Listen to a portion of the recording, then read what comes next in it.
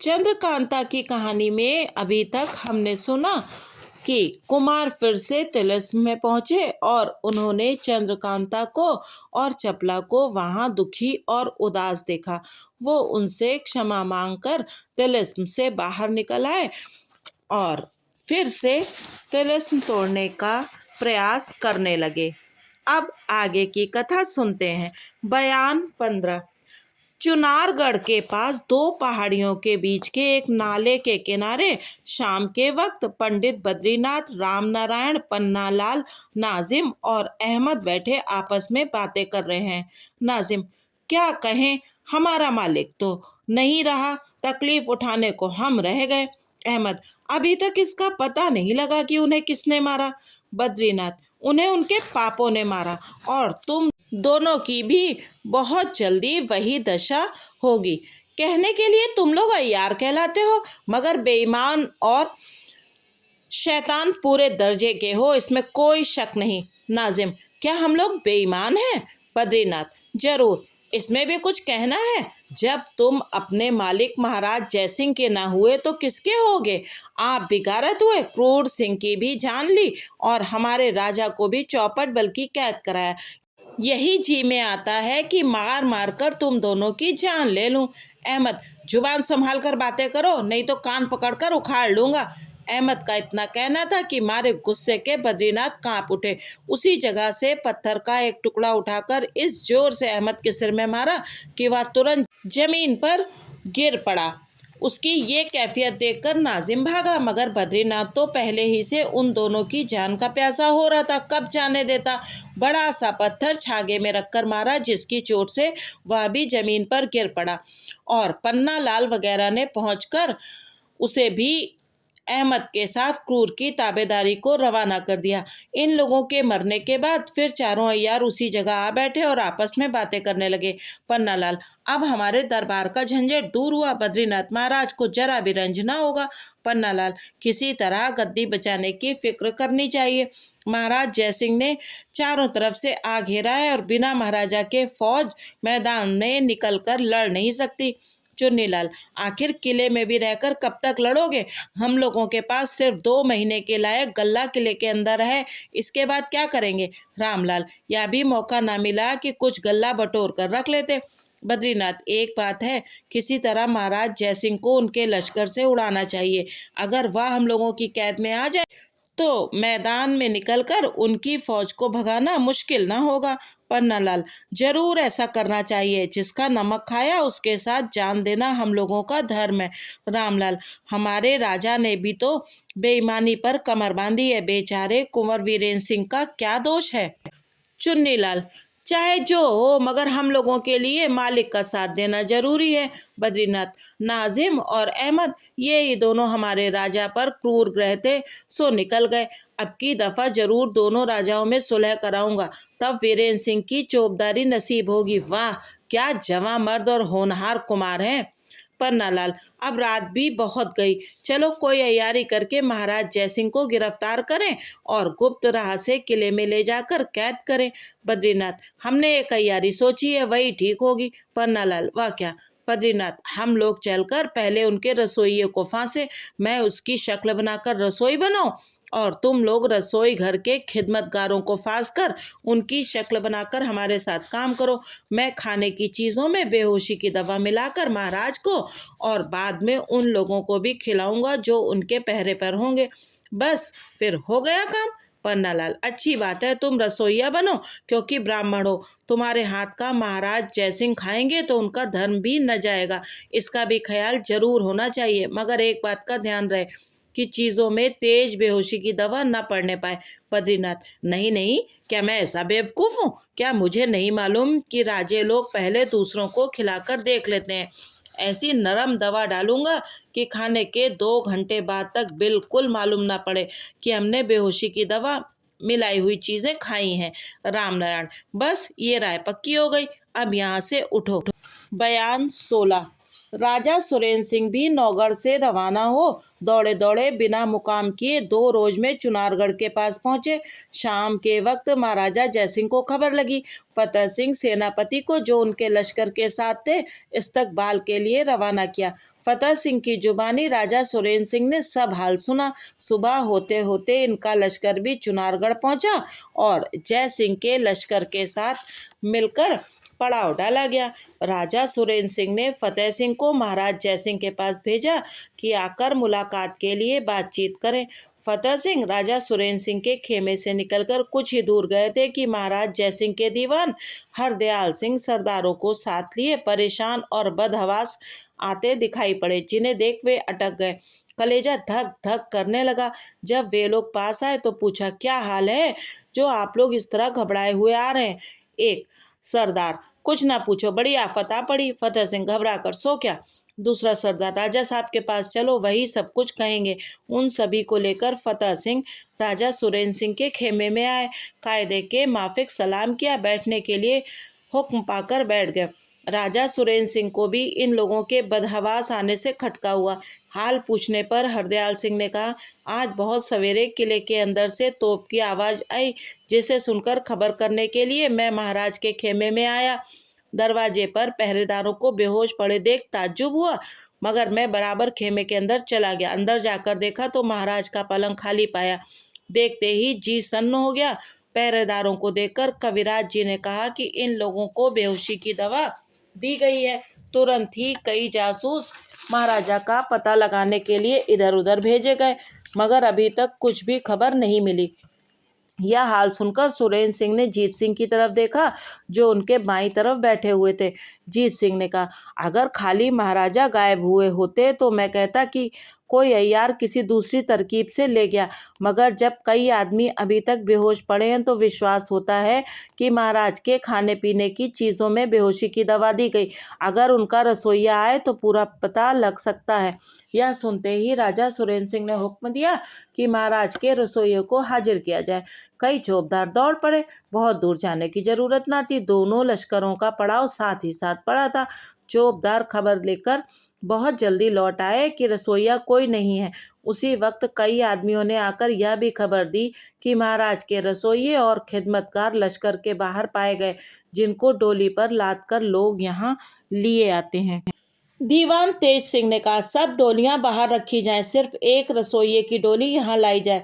बेहोश रसोइया खेमे के अंदर लाया गया, जिसे जीत सिंह लखलखा सुंघाकर होश में लाए और उससे बेहोश होने का सबब पूछा। जवाब में उसने कहा, पहर रात गए हम लोगों के पास एक हलवाई खोमचा लिए हुए आया, जो बोलने में बहुत ही तेज और अपने सौदे की बेहद तारीफ करता था। हम लोगों ने उससे कुछ सौदा खरीद कर खाया। उसी समय सिर घूमने लगा, दाम देने की भी सुध न रही। इसके बाद क्या हुआ कुछ मालूम नहीं। यह सुन दीवान जीत सिंह ने कहा, बस बस, सब हाल मालूम हो गया, अब तुम अपने डेरे में जाओ। इसके बाद थोड़ा सा लखलखा देकर उन सरदारों को भी विदा किया और यह कह दिया कि इसे सुंघाकर आप उन लोगों को होश में लाइए जो बेहोश हैं, और दीवान हरदयाल सिंह को कहा कि आप अभी यहीं बैठिए। सब आदमी विदा कर दिए गए। राजा सुरेंद्र सिंह, जीत सिंह और दीवान हरदयाल सिंह रह गए। राजा सुरेंद्र सिंह दीवान जीत सिंह की तरफ देखकर, महाराज को छुड़ाने की कोई फिक्र होनी चाहिए। जीत सिंह, क्या फिक्र की जाए, कोई अय्यार भी यहाँ नहीं जिससे कुछ काम लिया जाए।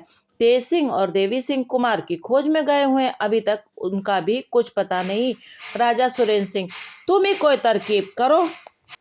जीत सिंह, भला मैं क्या कर सकता हूँ, मुद्दत हुई अय्यारी छोड़ दी। जिस रोज तेज सिंह को इस फन में होशियार करके सरकार की नजर किया, उसी दिन सरकार ने अय्यारी करने से ताबेदार को छुट्टी दे दी। अब फिर ये काम लिया जाता है। ताबेदार को यकीन था कि अब जिंदगी भर अय्यारी की नौबत ना आएगी।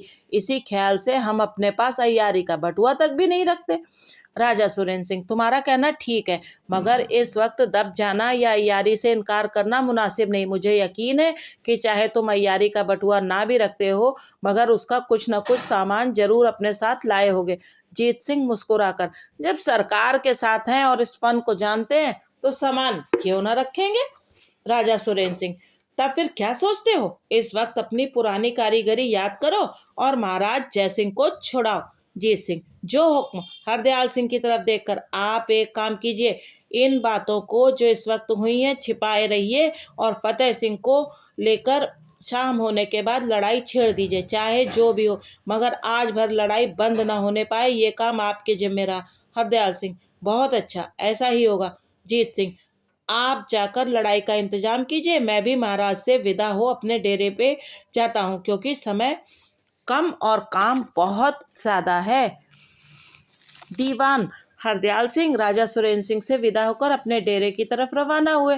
दीवान जीत सिंह ने फतेह सिंह को बुलाकर लड़ाई के बारे में बहुत कुछ समझा बुझाकर विदा किया और आप भी हुक्म लेकर अपने खेमे में गए। पहले पूजा भोजन इत्यादि से छुट्टी पाई, तब अय्यारी का सामान दुरुस्त करने लगे। दीवान जीत सिंह का एक बहुत पुराना बूढ़ा खिदमतगार था जिसको वे बहुत मानते थे। इनका अय्यारी का सामान उसी के सुपुर्द रहता था। नौगढ़ से रवाना होती दफ़ा अपना अय्यारी का असबाब दुरुस्त करके ले चलने का इंतजाम इसी बूढ़े के सुपुर्द किया। इनको अय्यारी छोड़े मुद्दत हो चुकी थी, मगर जब उन्होंने अपने राजा को लड़ाई पर जाते देखा और यह भी मालूम हुआ कि हमारे अय्यार लोग कुमार की खोज में गए हैं, शायद कोई ज़रूरत पड़ जाए, तब बहुत सी बातों को सोचकर इन्होंने अपना सब सामान दुरुस्त करके साथ ले लेना ही मुनासिब समझा था। उसी बूढ़े खिदमतगार से अय्यारी का संदूक मंगवाया और सामान दुरुस्त करके बटुए में भरने लगे। इन्होंने बेहोशी की दवाओं का तेल उतारा था, उसे भी एक शीशी में बंद करके बटुए में रख लिया। पर दिन बाकी रहे तक सामान दुरुस्त करके एक जमींदार की सूरत बना अपने खेमे के बाहर निकल गए। जीत सिंह लश्कर से निकलकर किले के दक्षिण की एक पहाड़ी की तरफ रवाना हुए और थोड़ी दूर जाने के बाद सुनसान मैदान पाकर एक पत्थर की चट्टान पर बैठ गए। बटुए में से कलम दवात और एक कागज निकाला और कुछ लिखने लगे, जिसका मतलब ये था, तुम लोगों की चालाकी कुछ काम ना आई और आखिर मैं किले के अंदर घुस ही आया। देखो क्या ही आफत मचाता हूँ। तुम चारों अय्यार हो और मैं अय्यारी नहीं जानता, इस पर भी तुम लोग मुझे गिरफ्तार नहीं कर सकते। लानत है तुम्हारी अय्यारी पर। इस तरह के बहुत से पुर्जे लिखकर और थोड़ी सी गोंद तैयार कर बटुए में रख ली और किले की तरफ रवाना हुए। पहुंचते पहुंचते शाम हो गई। अस्तु किले के इधर उधर घूमने लगे। जब खूब अंधेरा हो गया, मौका पाकर एक दीवार पर जो नीची और टूटी हुई थी कमंद लगाकर चढ़ गए। अंदर सन्नाटा पाकर उतरे और घूमने लगे। किले के बाहर दीवान हरदयाल सिंह और फतेह सिंह ने दिल खोल कर लड़ाई मचा रखी थी। दनादन तोपों की आवाजें आ रही थी। किले की फौज बुर्जियों या मीनारों पर चढ़कर लड़ रही थी और बहुत से आदमी भी दरवाजे की तरफ खड़े घबराए हुए लड़ाई का नतीजा देख रहे थे। इसी सबब से जीत सिंह को बहुत कुछ मौका मिला। उन्हें उन पुर्जों को जिन्हें पहले से लिखकर बटुए में रख छोड़ा था, इधर उधर दीवारों और दरवाजों पर चिपकाने का मौका मिल गया। जब किसी को आते देखते हटकर छिप जाते और सन्नाटा होने पर फिर अपना काम करते। यहाँ तक कि सब कागजों को चिपका दिया। किले के फाटक पर लड़ाई हो रही है। जितने अफसर और अय्यार हैं सब उसी तरफ जुटे हुए हैं। किसी को ये खबर नहीं कि अय्यारों के सिरताज जीत सिंह किले के अंदर आ घुसे और अपनी अय्यारी की फिक्र कर रहे हैं। वे चाहते हैं कि इतने लंबे चौड़े किले में महाराज जयसिंह कहाँ कैद हैं, इस बात का पता लगाएं और उन्हें छुड़ाएं और साथ ही शिवदत्त के अय्यारों को भी गिरफ्तार करके लेते चलें। एक अय्यार भी बचने न पाए। जो फंसे हुए अय्यारों को छुड़ाने की फिक्र करे या छुड़ाए। बयान 17। फतेह सिंह सेनापति की बहादुरी ने किले वालों के छक्के छुड़ा दिए। यही मालूम होता था कि अगर इसी तरह रात भर लड़ाई होती रही तो सवेरे तक किला हाथ से जाता रहेगा और फाटक टूट जाएगा। आश्चर्य में पड़े बद्रीनाथ वगैरह अय्यार इधर उधर घबराए हुए घूम रहे थे। इतने में एक चौबदार ने आकर शोर मचाना शुरू किया, जिससे बद्रीनाथ और भी घबरा गए। चौबदार बिल्कुल जख्मी हो रहा था और उसके चेहरे पर इतने जख्म लगे हुए थे कि खून निकलने से उसको पहचानना मुश्किल हो रहा था। बद्रीनाथ घबरा कर, या क्या, तुमको किसने जख्मी किया? चौबदार, आप लोग तो इधर के ख्याल में ऐसा भूले हैं कि और बातों की कोई सुधि नहीं। पिछवाड़े की तरफ से कुंवर वीरेंद्र सिंह के कई आदमी घुस आए और किले में चारों तरफ घूम घूम कर ना मालूम क्या कर रहे हैं। मैंने एक बार मुकाबला भी किया, मगर एक बहुत ही चालाक और फुर्तीला था। मुझे इतना जख्मी किया कि 2 घंटे तक बदहोशो हवास जमीन पर पड़ा रहा। मुश्किल से यहाँ तक खबर देने आया हूँ। आती दफा रास्ते में उसे दीवारों पर कागज चिपकाते देखा, मगर खौफ के मारे कुछ न बोला। पन्नालाल, यह बुरी खबर सुनने में आई। बद्रीनाथ, वे लोग कितने आदमी हैं, तुमने देखा है? चौबदार, कई आदमी मालूम होते हैं, मगर मेरा एक ही से वास्ता पड़ा था। बद्रीनाथ, तुम उसे पहचान सकते हो? चौबदार, हाँ जरूर पहचान लूंगा। मैंने रोशनी में उसकी सूरत बखूबी देखी है। बद्रीनाथ, मैं उन लोगों को ढूंढने चलता हूँ, तुम साथ चल सकते हो? चौबदार, क्यों ना चलूंगा, मुझे उसने अधमरा कर डाला था, अब बिना गिरफ्तार कराए कब चैन पड़ना है। बद्रीनाथ, अच्छा चलो। बद्रीनाथ, पन्नालाल, रामनारायण और चुन्नीलाल चारों आदमी अंदर की तरफ चले। साथ साथ जख्मी चौबदार भी रवाना हुआ। जना ने महल के पास पहुंचकर देखा कि एक आदमी जमीन पर बदहवास पड़ा है। एक मशाल थोड़ी दूर पर पड़ी हुई है जो कुछ जल रही है। पास ही तेल की कुप्पी भी नजर पड़ी। मालूम हो गया कि कोई मशालची है। चौबदार ने चौंक कर कहा, देखो देखो, एक और आदमी उसने मारा। यह कहकर मशाल और कुप्पी झट से उठा ली और उसी कुप्पी से मशाल में तेल छोड़ उसके चेहरे के पास ले गया। बद्रीनाथ ने देखकर पहचाना कि यह अपना ही मशालची है। नाक पर हाथ रख के देखा, समझ गया कि इसे बेहोशी की दवा दी गई है। चौबदार ने कहा, आप इसे छोड़िए, चलकर पहले उस बदमाश को ढूंढिए, मैं यही मशाल लिए आपके साथ चलता हूँ, कहीं ऐसा ना हो कि वे लोग महाराज जयसिंह को छुड़ा ले जाएं। बद्रीनाथ ने कहा, पहले उसी जगह चलना चाहिए जहां महाराज जयसिंह कैद हैं। सभी की यही राय हुई और सब उसी जगह पहुंचे। देखा तो महाराज जयसिंह कोठरी में हथकड़ी पहने लेटे हैं। चौबदार ने खूब गौर से उस कोठरी और दरवाजे को देखकर कहा, नहीं, वे लोग यहाँ तक नहीं पहुंचे, चलिए दूसरी तरफ ढूंढें। चारों तरफ ढूंढने लगे। घूमते घूमते दीवारों और दरवाजों पर सटे हुए कई पुर्जे दिखाई दिए, जिन्हें पढ़ते ही इन अय्यारों के होश जाते रहे। सोच ही रहे थे कि एक चौबदार चिल्ला उठा और एक कोठरी की तरफ इशारा करके बोला, देखो देखो, अभी एक आदमी उस कोठरी में घुसा, जरूर वही है जिसने मुझे जख्मी किया था। यह कहकर उस कोठरी की तरफ दौड़ा, मगर दरवाजे पर रुक गया। तब तक अय्यार लोग भी पहुंच गए। बद्रीनाथ चौबदार से, चलो अंदर चलो। चौबदार, पहले तुम लोग हाथों में खंजर या तलवार ले लो, क्योंकि वह जरूर वार करेगा। बद्रीनाथ, हम लोग होशियार हैं, तुम अंदर चलो, क्योंकि तुम्हारे हाथ में मशाल है। नहीं बाबा, मैं अंदर नहीं जाऊंगा, एक दफा किसी तरह जान बची, अब कौन सी कमबख्ती सवार है कि जानबूझकर भाड़ में जाऊं।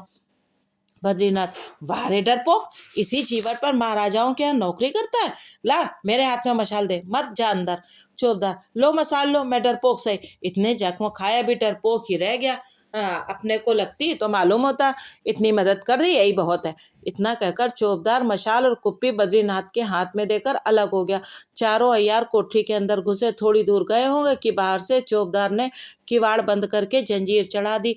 तब अपनी कमर से पथरी निकालकर आग झाड़कर बत्ती जलाई और चौखट के नीचे जो एक छोटी सी बारूद की चुपड़ी हुई पलीती निकली हुई थी, उसमें आग लगा दी। वह रस्सी बनाकर सुरसुराती हुई अंदर घुस गई। पाठक समझ गए होंगे कि यह चौबदार साहब कौन थे। ये अय्यारों के सरताज जीत सिंह थे। चौबदार बन अय्यारों को खौफ दिला अपने साथ ले आए और घुमाते फिराते वह जगह देख ली जहां महाराज जयसिंह कैद थे। फिर धोखा देकर इन अय्यारों को उसी कोठरी में बंद कर दिया जिसे पहले ही से अपने ढंग का बना रखा था। इस कोठरी के अंदर पहले ही से बेहोशी की बारूद पाव भर भर कर अंदाज से कोने में रख दी थी और लंबी पलीती बारूद के साथ लगाकर चौखट के बाहर निकाल दी थी। पलीती में आग लगा और दरवाजे को उसी तरह बंद छोड़ उस जगह गए जहां महाराज जयसिंह कैद थे। वहां बिल्कुल सन्नाटा था। दरवाजा खोल, बेड़ी और हथकड़ी काट कर उन्हें बाहर निकाला और अपना नाम बताकर कहा, जल्द यहाँ से चलिए।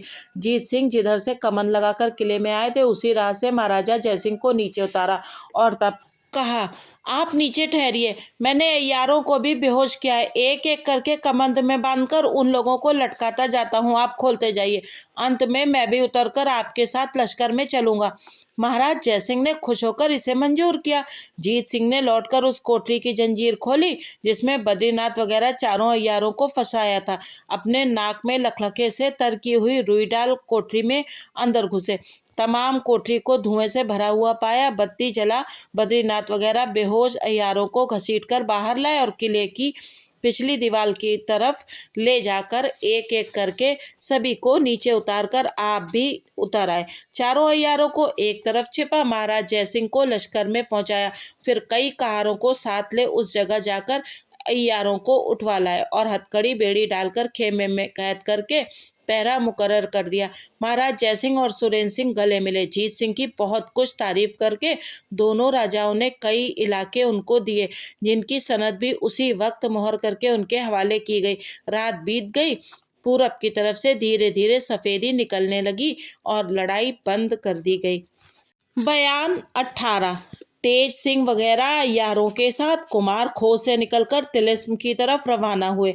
एक रात रास्ते में बिताकर दूसरे दिन सवेरे जब रवाना हुए तो एक नकाबपोश सवार दूर से दिखाई पड़ा जो कुमार की तरफ ही आ रहा था।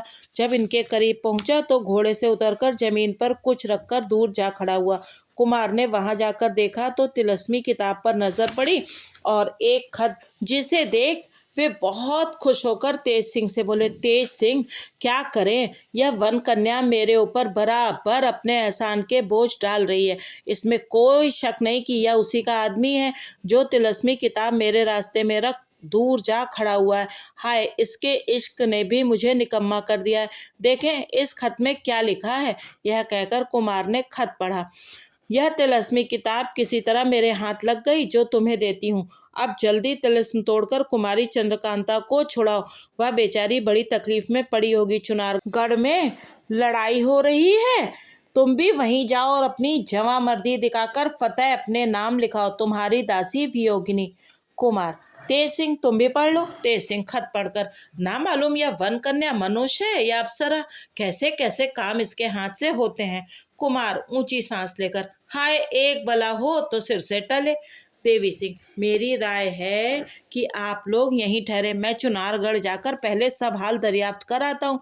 कुमार, ठीक है, अब चुनारगढ़ सिर्फ 5 कोस होगा, तुम वहाँ की खबर ले आओ तब हम चलें, क्योंकि कोई बहादुरी का काम करके हम लोगों का जाहिर होना ज़्यादा मुनासिब होगा। देवी सिंह चुनारगढ़ की तरफ रवाना हुए। कुमार को रास्ते में एक दिन और अटकना पड़ा। दूसरे दिन देवी सिंह लौटकर कुमार के पास आए और चुनारगढ़ की लड़ाई का हाल, महाराजा जयसिंह के गिरफ्तार होने की खबर और जीत सिंह की अय्यारी की तारीफ करके बोले, लड़ाई अभी हो रही है। हमारी फौज कई दफा चढ़कर किले के दरवाजे तक पहुंची मगर वहां अटक कर दरवाजा नहीं तोड़ सकी। किले की तोपों की मार ने हमारा बहुत नुकसान किया। इन खबरों को सुनकर कुमार ने तेज सिंह से कहा, अगर हम लोग किसी तरह किले के अंदर पहुंचकर फाटक खोल सकते तो बड़ी बहादुरी का काम होता। तेज सिंह, इसमें तो कोई शक नहीं कि यह बड़ी दिलावरी का काम है। या तो किले का फाटक ही खोल देंगे या फिर जान से हाथ धोएंगे। कुमार, हम लोगों के वास्ते लड़ाई से बढ़कर मरने के लिए और कौन सा मौका है। या तो चुनारगढ़ फतेह करेंगे या बैकुंठ की ऊंची गद्दी दखल करेंगे। दोनों हाथों में लड्डू हैं। तेज सिंह, शाबाश, इससे बढ़कर और क्या बहादुरी होगी। तो चलिए हम लोग भेष बदलकर किले में घुस जाएं, मगर ये काम दिन में नहीं हो सकता। कुमार, क्या हर्ज है, रात ही को सही। रात भर किले के अंदर ही छिपे रहेंगे। सुबह जब लड़ाई खूब रंग पर आ जाएगी उसी वक्त फाटक पर टूट पड़ेंगे। सब ऊपर फसीलों पर चढ़े होंगे। फाटक पर 150 आदमियों में घुसकर दरवाजा खोल देना, कोई बात नहीं। देवी सिंह, कुमार की राय बहुत सही है मगर ज्योतिषी जी को बाहर ही छोड़ देना चाहिए। ज्योतिषी, सो क्यों। देवी सिंह, आप ब्राह्मण हैं, वहां क्यों ब्रह्म हत्या के लिए आपको ले चलें। यह काम क्षत्रियों का है, आपका नहीं। कुमार, हाँ ज्योतिषी जी, आप किले में मत जाइए। ज्योतिषी, अगर मैं अय्यारी ना जानता होता तो आपका ऐसा कहना मुनासिब था, मगर जो अय्यारी जानता है उसके आगे जवांमर्दी और दिलावरी हाथ जोड़े खड़ी रहती है। देवी सिंह, अच्छा चलिए फिर, हमको क्या, हमें तो और फायदा ही है। कुमार, फायदा क्या। देवी सिंह, इसमें तो कोई शक नहीं कि ज्योतिषी जी हम लोगों के पूरे दोस्त हैं, कभी संग न छोड़ेंगे। अगर यह मर भी जाएंगे तो ब्रह्म राक्षस होंगे और भी हमारा काम इनसे निकला करेगा। ज्योतिषी, क्या हमारी ही अवगति होगी। अगर ऐसा हुआ तो तुम्हें कब छोड़ूंगा, तुम्ही से ज्यादा मोहब्बत है। इनकी बातों पर कुमार हंस पड़े और घोड़े पर सवार हो अय्यारों को साथ ले चुनारगढ़ की तरफ रवाना हुए। शाम होते होते ये लोग चुनारगढ़ पहुंचे और रात को मौका पाकर कमंद लगा किले के अंदर घुस गए। बयान 19। दिन अनुमानिता पहर भर के आया होगा कि फतेह सिंह की फौज लड़ती हुई फिर किले के दरवाजे तक पहुंची। शिवदत्त की फौज बुर्जियों पर से गोलों की बौछार मारकर उन लोगों को भगाना चाहती थी कि यकायक किले का दरवाजा खुल गया और जर्द रंग की 4 झंडियां दिखाई पड़ी जिन्हें राजा सुरेंद्र सिंह, महाराज जयसिंह और उनकी कुल फौज ने दूर से देखा। मारे खुशी के फतेह सिंह अपनी फौज के साथ धड़ाधड़ फाटक के अंदर घुस गया। इसके बाद धीरे धीरे कुल फौज किले में दाखिल हुई। फिर किसी को मुकाबले की ताब न रही। साथ वाले आदमी चारों तरफ दिखाई देने लगे। फतेह सिंह ने बुर्ज पर से महाराज शिवदत्त का सब्ज झंडा गिराकर अपना जर्द झंडा खड़ा कर दिया और अपने हाथ से चोब उठाकर जोर से 3 चोट डंके पर लगाई जो उसी झंडे के नीचे रखा हुआ था। क्रूम धूम फतेह की आवाज निकली, जिसके साथ ही किले वालों का जी टूट गया और कुंवर वीरेंद्र सिंह की मोहब्बत दिल में असर कर गई। अपने हाथ से कुमार ने फाटक पर 40 आदमियों के सिर काटे थे, मगर अय्यारों सहित वे भी जख्मी हो गए थे। राजा सुरेंद्र सिंह किले के अंदर घुसे ही थे कि कुमार, तेज सिंह और देवी सिंह झंडिया लिए चरणों पर गिर पड़े। जोशी जी ने आशीर्वाद दिया। इससे ज्यादा न ठहर सके। जख्म के दर्द से चारों बेहोश होकर जमीन पर गिर पड़े और बदन से खून निकलने लगा। जीत सिंह ने पहुंचकर चारों के जख्मों पर पट्टी बांधी। चेहरा धुलने से ये चारों पहचाने गए। थोड़ी देर में सब होश में आ गए। राजा सुरेंद्र सिंह अपने प्यारे लड़के को देर तक छाती से लगाए रहे और तीनों अय्यारों पर भी बहुत मेहरबानी की। महाराज जयसिंह कुमार की दिलावरी पर मोहित तारीफ करने लगे। कुमार ने उनके पैरों को हाथ लगाया और खुशी खुशी दूसरे लोगों से मिले। हमारा कोई आदमी जनाने महल में नहीं गया, बल्कि वहां इंतजाम करके पहरा मुकर्रर कर दिया गया। कई दिन के बाद महाराज जयसिंह और राजा सुरेंद्र सिंह कुंवर वीरेंद्र सिंह को तिलिस्म तोड़ने की ताकीद करके खुशी खुशी विजयगढ़ और नौगढ़ रवाना हुए। उनके जाने के बाद कुंवर वीरेंद्र सिंह अपने अय्यारों और कुछ फौज साथ ले तिलिस्म की तरफ रवाना हुए। बयान 20। तिलिस्म के दरवाजे पर कुंवर वीरेंद्र सिंह का डेरा खड़ा हो गया। खजाना पहले ही निकाल चुके थे। अब कुल 2 टुकड़े तिलिस्म के टूटने को बाकी थे। एक तो वह चबूतरा जिस पर पत्थर का आदमी सोया हुआ था, दूसरे अजदहा वाले दरवाजे को तोड़कर वहां पहुंचना जहां कुमारी चंद्रकांता और चपला थी। तिलिस्मी किताब कुमार के हाथ लग ही चुकी थी। उसके कई पन्ने बाकी रह गए थे, आज पूरे पढ़े गए। कुमारी चंद्रकांता के पास पहुंचने तक जो जो काम इनको करने थे सब ध्यान में चढ़ा लिए, मगर उस चबूतरे के तोड़ने की तरकीब किताब में न देखी जिस पर पत्थर का आदमी सोया हुआ था। हाँ, उसके बारे में इतना लिखा था, वह चबूतरा एक दूसरे तिलिस्म का दरवाजा है जो इस तिलिस्म से कहीं बढ़ चढ़कर है, और माल खजाने की तो इंतहा नहीं कि कितना रखा हुआ है। वहाँ की एक एक चीज ऐसे ताज्जुब की है कि जिसके देखने से बड़े बड़े दिमाग वालों की अक्ल चकरा जाए। उसके तोड़ने की तरकीब दूसरी ही है। ताली भी उसकी उसी आदमी के कब्जे में है जो उस पर सोया हुआ है। कुमार ने ज्योतिषी जी की तरफ देखकर कहा, क्यों ज्योतिषी जी, क्या वह चबूतरे वाला तिलिस्म मेरे हाथ से न टूटेगा? ज्योतिषी, देखा जाएगा, पहले आप कुमारी चंद्रकांता को छुड़ाइए। कुमार, अच्छा चलिए, यह काम तो आज ही खत्म हो जाए। तीनों अय्यारों को साथ लेकर कुंवर वीरेंद्र सिंह उस तिलिस्म में जा घुसे। जो कुछ उस तिलिस्मी किताब में लिखा हुआ था उस पर खूब ख्याल कर लिया और उसी तरह काम करने लगे। खंडहर के अंदर जाकर उस मालूमी दरवाजे को खोला जो उस पत्थर वाले चबूतरे के सिरहाने की तरफ था। नीचे उतरकर कोठरी में से होते हुए उसी बाग में पहुंचे जहां खजाने और 12 दरी के सिंहासन के ऊपर का वह पत्थर हाथ लगा था जिसको छूकर चपला बेहोश हो गई थी और जिसके बारे में तिलिस्मी किताब में लिखा हुआ था कि वह एक डिब्बा है और उसके अंदर एक नायाब चीज रखी है। चारों आदमी नहर के रास्ते गोता मारकर उसी तरह बाग के उस पार हुए जिस तरह चपला उससे बाहर गई थी, और उसी की तरह पहाड़ी के नीचे वाली नहर के किनारे किनारे चलते हुए उस छोटे से दालान में पहुंचे जिसमें वह अजदहा था जिसके मुंह में चपला घुसी थी। एक तरफ दीवार में आदमी के बराबर काला पत्थर जड़ा हुआ था। कुमार ने उस पर जोर से लात मारी, साथ ही वह पत्थर पल्ले की तरह खुलकर बगल में हो गया और नीचे उतरने की सीढ़ियां दिखाई पड़ी। मशाल वाले चारों आदमी नीचे उतरे। यहाँ उस अजदहा की बिल्कुल कारीगरी नजर पड़ी। कई चरखों और पुर्जों के साथ लगी हुई भोजपत्र की बनी मोटी भाती उसके नीचे थी, जिसको देखने से कुमार समझ गए कि जब अजदहे के सामने वाले पत्थर पर कोई पैर रखता है तो यह भाती चलने लगती है और इसकी हवा की तेजी सामने वाले आदमी को खींचकर अजदहा के मुंह में डाल देती है। बगल में एक खिड़की थी जिसका दरवाजा बंद था। सामने ताली रखी हुई थी जिससे ताला खोलकर चारों आदमी उसके अंदर गए। यहाँ से वे लोग छत पर चढ़ गए जहाँ से गली की तरफ एक खो दिखाई पड़ी। किताब से पहले ही मालूम हो चुका था कि यही खो किसी गली उस दालान में जाने के लिए रहा है जहाँ चपला और चंद्रकांता बेबस पड़ी हैं। अब कुमारी चंद्रकांता से मुलाकात होगी, इस ख्याल से कुमार का जी धड़कने लगा। चपला की मोहब्बत ने तेज सिंह के पैर हिला दिए। खुशी खुशी ये लोग आगे बढ़े। कुमार सोचते जाते थे कि आज जैसे एकांत में कुमारी चंद्रकांता से मुलाकात होगी वैसी पहले कभी ना हुई थी। मैं अपने हाथों से उसके बाल सुलझाऊंगा, अपने चादर से उसके बदन की गर्द झाड़ूंगा। हाय, बड़ी भारी भूल हो गई कि कोई धोती उसके पहनने के लिए नहीं लाए। किस मुंह से उसके सामने जाऊंगा? वह फटे कपड़ों में कैसी दुखी होगी। मैं उसके लिए कोई कपड़ा नहीं लाया, इसलिए वह जरूर खफा होगी और मुझे खुद गर्ज समझेगी। नहीं नहीं, वह कभी रंज न करेगी। उसको मुझसे बड़ी मोहब्बत है, देखते ही खुश हो जाएगी। कपड़े का कुछ ख्याल न करेगी। हाँ, खूब याद पड़ा। मैं अपनी चादर अपनी कमर में लपेट लूंगा और अपनी धोती उसे पहनाऊंगा। इस वक्त का काम चल जाएगा। चौंक कर, या क्या, सामने कई आदमियों के पैरों की चाप सुनाई पड़ती है। शायद मेरा आना मालूम करके कुमारी चंद्रकांता और चपला आगे से मिलने को आ रही है। नहीं नहीं, उनको क्या मालूम कि मैं यहाँ आ पहुंचा। ऐसी ऐसी बातें सोचते हुए धीरे धीरे कुमार बढ़ रहे थे।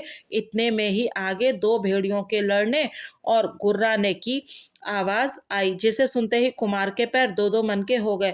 तेज सिंह की तरफ देखकर कुछ कहना चाहते थे मगर मुंह से आवाज न निकली। चलते चलते उस दालान में पहुंचे जहां नीचे खो के अंदर से कुमारी और चपला को देखा था।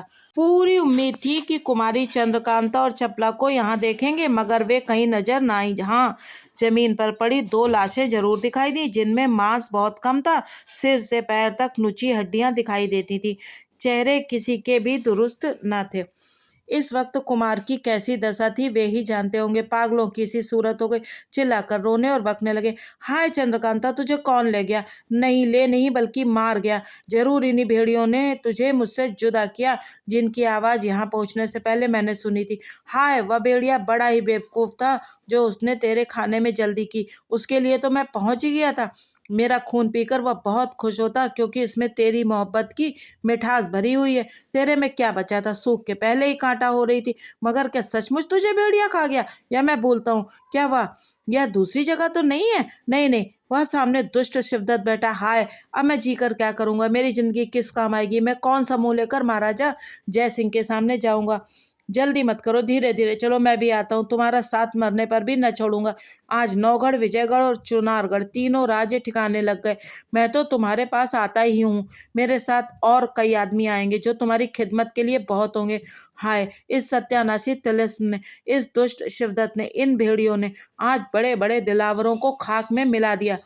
बस हो गया, दुनिया इतनी ही बड़ी थी, अब खत्म हो गई। हाँ हाँ, दौड़ी क्यों जाती हो? लो, मैं भी आया। इतना कहे और पहाड़ी के नीचे की तरफ देखकर कुमार कूदकर अपनी जान देना ही चाहते थे, और तीनों अय्यार सन्न खड़े देख ही रहते कि यकायक भारी आवाज के साथ दलान के एक तरफ की दीवार फट गई और उसमें से एक वृद्ध महापुरुष ने निकलकर कुमार का हाथ पकड़ लिया। कुमार ने पलट कर देखा। लगभग 80 वर्ष की उम्र, लंबी सफेद रुई की तरह दाढ़ी नाभि तक आई हुई, सिर की लंबी जटा जमीन तक लटकती हुई, तमाम बदन में भस्म लगाए, लाल और बड़ी बड़ी आंखें निकाले, दाहिने हाथ में त्रिशूल उठाए, बाएं हाथ से कुमार को थामे, गुस्से से बदन कपाते तापसी रूप शिव जी की तरह दिखाई पड़े, जिन्होंने कड़क कर आवाज दी और कहा, खबरदार जो किसी को विधवा करेगा। यह आवाज इस जोर की थी कि सारा मकान दहल उठा। तीनों अय्यारों के कलेजे कांप उठे। कुंवर वीरेंद्र सिंह का बिगड़ा हुआ दिमाग फिर ठिकाने आ गया। देर तक उन्हें सिर से पैर तक देखकर कुमार ने कहा, मालूम हुआ, मैं समझ गया कि आप साक्षात शिवजी या कोई योगी है, मेरी भलाई के लिए आए हैं। वाह वाह, खूब किया जो आ गए। अब मेरा धर्म बच गया। मैं क्षत्रिय होकर आत्महत्या न कर सका। एक हाथ आपसे लड़ूंगा और इस अद्भुत त्रिशूल पर अपनी जान न्यौछावर करूंगा। आप जरूर इसीलिए आए हैं, मगर महात्मा जी यह तो बताइए, मैं किसे विधवा करूंगा? आप इतने बड़े महात्मा होकर झूठ क्यों बोलते हैं? मेरा है कौन? मैंने किसके साथ शादी की? हाय, कहीं यह बात कुमारी सुनती तो उसको जरूर यकीन हो जाता कि ऐसे महात्मा की बात भला कौन काट सकता है। वृद्ध योगी ने कड़क कर कहा, क्या मैं झूठा हूँ? क्या तू क्षत्रिय है? क्षत्रियों के यही धर्म होते हैं? क्यों वे अपनी प्रतिज्ञा को भूल जाते हैं? क्या तूने किसी से विवाह की प्रतिज्ञा नहीं की? ले देख, पढ़ किसका खत लिखा हुआ है। यह कहकर वृद्ध ने अपनी जटा के नीचे से एक खत निकालकर कुमार के हाथ में दे दिया। खत पढ़ते ही कुमार चौंक उठे। हैं, ये तो मेरा ही लिखा है। क्या लिखा है? मुझे सब मंजूर है। इसके दूसरी तरफ क्या लिखा है? हाँ, अब मालूम हुआ, यह तो उस वन कन्या का खत है।